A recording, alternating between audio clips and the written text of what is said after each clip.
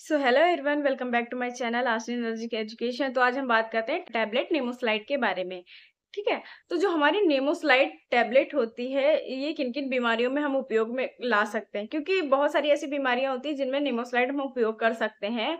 और ज़्यादा लंबे टाइम तक अगर हम इसका उपयोग करते हैं तो ये हमें कई सारी कॉम्प्लिकेशन दे सकती हैं। जैसे इसके बहुत ज़्यादा साइड इफेक्ट देखने को मिल सकते हैं अगर हम कंटिन्यूअसली लंबे टाइम तक यूज़ करते हैं, क्योंकि हमारी बॉडी के कुछ ऐसे ऑर्गन्स होते हैं जिसे ये ज़्यादा इफेक्ट कर देती है। ठीक है।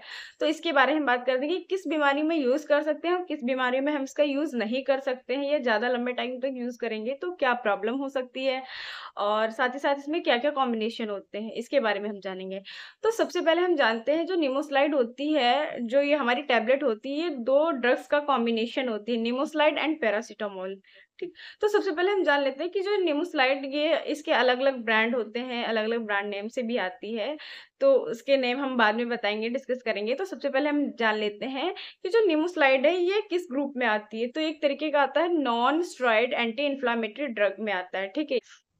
तो इसमें जो आती है निमोस्लाइड एंड पैरासिटामोल कॉम्बिनेशन आता है। जो हमारी निमोस्लाइड होती है मेनली पेन रिलीफ के लिए होती है। पेन रिलीफ कैसा-कैसा पेन रिलीव कर सकती है, जैसे कोई हेडेक हो रहा है हमें, इसके लिए दे सकते हैं, या हमारा मसल्स पेन हो रहा है, जोड़ों में दर्द हो रहा है, इसके लिए भी दे सकते हैं। साथ ही साथ जैसे हमारा माइग्रेन की प्रॉब्लम होती है, माइल्ड माइग्रेन, इसमें भी हम क्या कर सकते हैं, निमोस्लाइड दे सकते हैं। हाथ-पैर दर्द में भी निमोस्लाइड हम दे सकते हैं। अब रही बात पैरासिटामोल की, जो इसमें पैरासिटामोल का कॉम्बिनेशन होता है वो फीवर के लिए देते हैं।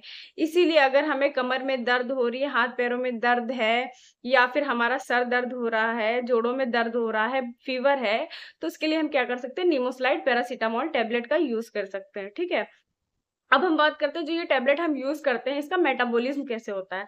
तो इसका जो मेन मेटाबॉलिज़्म होता है, ये हमारा होता है लीवर में, ठीक है? और इसकी एक्सक्रीशन की बात करते हैं, तो इसका कुछ एक्सक्रीशन हमारा यूरिन से होता है और कुछ एक्सक्रीशन हमारा फीकल मटेरियल के थ्रू होता है, ठीक है?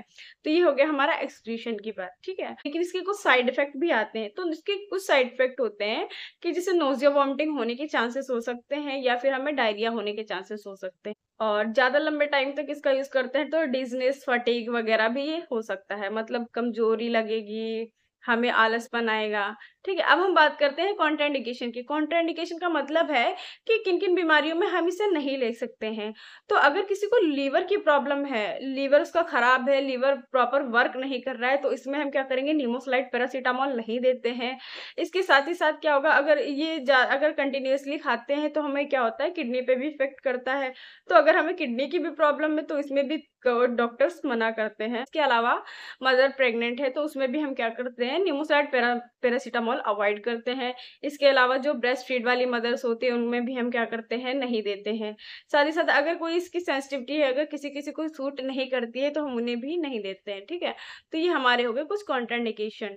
तो इसकी अलग-अलग डोज़ेज़ भी आती है, तो जो हमारी एडल्ट की डोज़ होती है वो क्या करते हैं, 100 एमजी जैसे कि सुबह-शाम खा सकते हैं, उनकी जैसी कंडीशन होगी वैसे। और जो बच्चों की डोज़ होती है वो उनके केजी के हिसाब से होती है, ठीक है? तो आई होप आपको ये समझ में आया होगा। अगर किसी को कोई डाउट है तो कमेंट बॉक्स में पूछ सकते हैं। Thank you.